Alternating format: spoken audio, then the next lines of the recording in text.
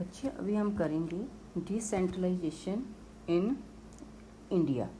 ठीक है, अब डिसेंट्रलाइजेशन की क्यों ज़रूरत पड़ी? क्योंकि हमारा जो कंट्री है बच्चे बहुत बड़ा है। ठीक है, और उसके अंदर 2 टियर सिस्टम के साथ हमारा नहीं चल सकता। ठीक है, जो इंडियन स्टेट्स है वो कई यूरोप की जो इंडिपेंडेंट कंट्री है उससे भी वो बड़ी है। ठीक है, जैसे हम देखें कि उत्तर प्रदेश है वो रशिया से बड़ा है, जो महाराष्ट्र है वो जर्मनी से बड़ा है। समझ में आ गया? इसलिए वहाँ पे हमारे यहाँ पे स्टेट्स में बहुत ज़्यादा डाइवर्सिटी है, तो 2 टियर सिस्टम से पूरे देश को चलाना थोड़ा मुश्किल हो जाता है। ठीक है, इसलिए जो 3rd टियर ऑफ गवर्नमेंट है उसको फिर जो है बनाया गया, और जिसको हम लोकल गवर्नमेंट के हिसाब से जानते हैं। ठीक है, और यहाँ पे फिर डिसेंट्रलाइजेशन किया गया, डिसेंट्रलाइजेशन ऑफ पावर, मतलब central, state and local government तीनों को फिर पावर को विकेंद्रीकरण किया गया, उसको बांटा गया। तो डिसेंट्रलाइजेशन इन इंडिया का इसका मतलब है when power is taken away from the centre and state government and given to the local government like panchayat, municipalities और municipal corporation, this is called decentralisation. ठीक है, इसके पीछे जो डिसेंट्रलाइजेशन करने का मतलब क्या था? डिसेंट्रलाइजेशन करने का मतलब बच्चे ये था कि जो लोकल गवर्नमेंट है ना, वो लोकल जो प्रॉब्लम्स है, जो इश्यूज़ है, उसको वो अच्छे से जानते हैं। जैसे हमारा गांव है, ठीक है, हमारा जो गांव है, अगर हम ये बोले कि हाँ चीफ मिनिस्टर हमारे गांव की ओर ध्यान नहीं देता, तो चीफ मिनिस्टर को हमारे गांव की ओर ज़्यादा पता नहीं है, हम लोगों की क्या प्रॉब्लम है उसके बारे में नहीं जानते। ठीक है, इसीलिए हमारे यहाँ पे पंचायत बनाएगी, शहरों में म्यूनसिपल कमेटीज़ बनाएगी, ताकि जो लोकल इशू है, जो लोकल प्रॉब्लम है, उनको वहाँ पे ही सेटल किया जाए। ठीक है, क्योंकि जो लोग हैं वहाँ की जो प्रॉब्लम्स है, अपनी लोकेलिटीज़ की प्रॉब्लम्स को अच्छे से जानते हैं। ओके, कहाँ पे इसको हम मनी को कहाँ खर्चा करें, कैसे हम उससे जो प्रॉब्लम आई है उससे हम कैसे सॉर्ट आउट कर सकते हैं, जो लोकल बॉडीज़ है उसको वो अच्छे से समझ सकते हैं। और उसी के हिसाब से जो लोकल गवर्नमेंट है उन्होंने ये सोचा कि सबसे अच्छा तरीका है डेमोक्रेसी का, ताकि जो लोगों की प्रॉब्लम है वहीं की वहीं सॉर्ट आउट हो जाए। ठीक है, तो इसीलिए जो डिसेंट्रलाइजेशन की ज़रूरत पड़ी। ठीक है, अब जहाँ पे ये था कि पहले जब डिसेंट्रलाइजेशन करा तो जैसे लोकल गवर्नमेंट है वहाँ पे इलेक्शन नहीं होते थे। ठीक है, वहाँ पे स्टेट गवर्नमेंट, जो स्टेट गवर्नमेंट है उन्हीं का ही पूरा कंट्रोल होता था। ओके, लेकिन 1992 के बाद, ठीक है, 1992 में इस डिसेंट्रलाइजेशन की ओर एक बड़ा स्टेप लिया गया और कॉन्स्टिट्यूशन में अमेंडमेंट किया गया, चेंजेस किया गया, और जो लोकल गवर्नमेंट है बच्चे उसको और स्ट्रॉन्ग बनाया गया, और पावरफुल बनाया गया। कैसे? फर्स्ट है रेगुलर इलेक्शन। ठीक है, अब कॉन्स्टिट्यूशनली ये मैंडेटरी था कि सबको ये ज़रूरी था कि वहाँ पे रेगुलर इलेक्शन जो लोकल बॉडीज़ है, चाहे वो आपकी पंचायत है, म्यूनसिपैलिटीज़ है या म्यूनसिपल कॉरपोरेशन है, वहाँ पे इलेक्शन कराए जाएं।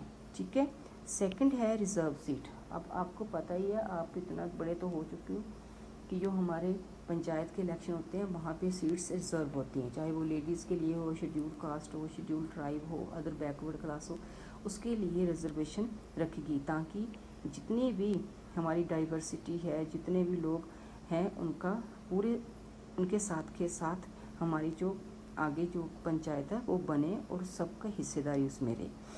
थर्ड उसका फीचर था at least 1/3 of all positions are reserve for women, और 1/3 पोजीशन जो है वो गवर्नमेंट के लिए रिजर्व रखना है। और ये मैं आपको बता दूं कि विलेज लेवल तक, पंचायत लेवल तक तो ये हो गया है, लेकिन स्टेट और सेंट्रल लेवल तक जो 1/3 जो रिजर्वेशन है उसका अभी चला हुआ ही है। नेक्स्ट है creation of state election commission. ठीक है, an independent institution called state election commission has been created for each state, ताकि जो म्यूनसिपल पंचायत है, म्यूनसिपल इलेक्शंस है कैसे कराने, क्योंकि सेंटर का फिर इसमें कोई इंटरफेरेंस नहीं रहता, इलेक्शन कब करवाने हैं, म्यूनसिपल के कब करवाने हैं, पंचायत के कब कराने हैं, तो वो जो स्टेट इलेक्शन कमीशन है वही काम देखता है। आगे है sharing of power and revenue, कि कहाँ से कौन सी पावर्स देनी है, रेवेन्यू के साधन कौन कौन से हैं, ये सब लोकल बॉडीज़ के शेयर किया गया। स्टेट गवर्नमेंट जो है इसी को उसके साथ शेयर कर लेती है, ठीक है। और हर एक जो स्टेट है ना बच्चे, हमारे यहाँ पे 28 स्टेट्स है अभी, तो हर एक का अपना नेचर है, शेयरिंग कैसे, पावर शेयरिंग कैसे करनी है वो स्टेट टू स्टेट वेरी करता है, ठीक है। और इस प्रकार जो है हमारे यहाँ पे डिसेंट्रलाइजेशन ऑफ पावर्स का किया गया। और सब उसके आगे है रूरल लोकल गवर्नमेंट। जो रूरल लोकल गवर्नमेंट थी उसको हम ज़्यादा करके पंचायती राज के रूप में जानते हैं, ठीक है। उसमें क्या था कि हर एक विलेज में एक ग्राम पंचायत होगी, ग्रुप ऑफ विलेजर्स होंगे, ठीक है। ग्राम पंचायत होगी, उसके अंदर क्या होते हैं, पंच होते हैं, सरपंच होते हैं, ठीक है। हर एक वार्ड, आपको पता ही है कि वार्ड होता है, वार्ड का आगे रिप्रेजेंटेटिव होता है, वो पंच बनता है, ठीक है। अब पंचों में से ही फिर वो एक सरपंच को बना दिया जाता है, सरपंच हेड होता है, और जो पंच होते हैं वो वार्ड के रिप्रेजेंटेटिव होते हैं, ठीक है। अब उसके बाद क्या होता है कि ये तो एक गांव का हो गया, अब बहुत सारे गांव, ठीक है, वो क्या मिल जाते हैं, ग्राम पंचायतें पूरी मिल के एक ग्रुप बना लेती है, इनका हेड भी एक सरपंच ही होता है, ठीक है। जो वो मिल जाती हैं तो क्या बना लेती हैं, वो पंचायत समिति, ठीक है। या तो वो पंचायत समिति बना लेती हैं, या मंडल बन जाता है, ठीक है, या ब्लॉक उसको कह देते हैं, ठीक है। उसको लोकल जो आपका स्ट्रक्चर है उसको और मजबूत करने के लिए अब जो पंचायत समिति के बाद जो बन जाती हैं, उसके बाद क्या बन जाता है, जिला परिषद, ठीक है। अब जब जिला परिषद बन जाता है तो जिला परिषद का जो मेंबर होते हैं, ठीक है, most members of the zila parishad are elected members of the Lok Sabha and MLAs of that district and some other official of other district level bodies are also in its members. जिला परिषद chairperson is the political head of the जिला परिषद। समझ में आ गया ना। तो कहने का मतलब है आपको ये याद रखना है कि जो विलेज है उसमें एक ग्राम पंचायत होती है, ग्राम पंचायत के अंदर पंच और सरपंच होते हैं, ठीक है। जब वो बहुत सारी ग्राम पंचायत मिल जाती हैं तो एक ग्रुप बनाती हैं और वो बन जाती है आपकी ब्लॉक समिति बन जाती है, जहाँ हम उसको पंचायत समिति बोलते हैं। जब पंचायत समिति, बहुत सारी पंचायत समिति बन जाती है तो उसके बाद क्या बन जाता है, जिला परिषद। तो इस प्रकार जो रूरल लोकल गवर्नमेंट है वहाँ पे ये डिसेंट्रलाइजेशन ऑफ पावर्स का किया गया है, ओके। अगर ग्राम पंचायत अच्छा काम नहीं करती तो पंचायत समिति देखेगी, अगर ये अच्छा नहीं करती तो जिला परिषद इसको देखेगा, ओके। नेक्स्ट है अर्बन एरिया। ये तो आपका गांव में था, अर्बन एरिया में कैसे चलता है, शहरों में क्या चलता है। जो बड़े बड़े शहर है, जो मेट्रोपॉलिटन सिटीज़ हैं, वहाँ पे म्यूनसिपैलिटीज़ चलती हैं, ठीक है। और जो स्मॉल आपके शहर हैं, जो छोटे शहर हैं, वहाँ पे म्यूनसिपल कॉरपोरेशन चलती है, ओके। अब इसमें कैसे चलता है, अब आपकी बुक में लिखा है कि municipalities are set up in towns, big cities are constituted, sorry मैंने आपको उल्टा बता दिया। जो म्यूनसिपैलिटीज़ है वो छोटे टाउन्स में होती हैं और जो म्यूनसिपल कॉरपोरेशन है वो आपके बड़ी सिटीज़ के लिए होती है।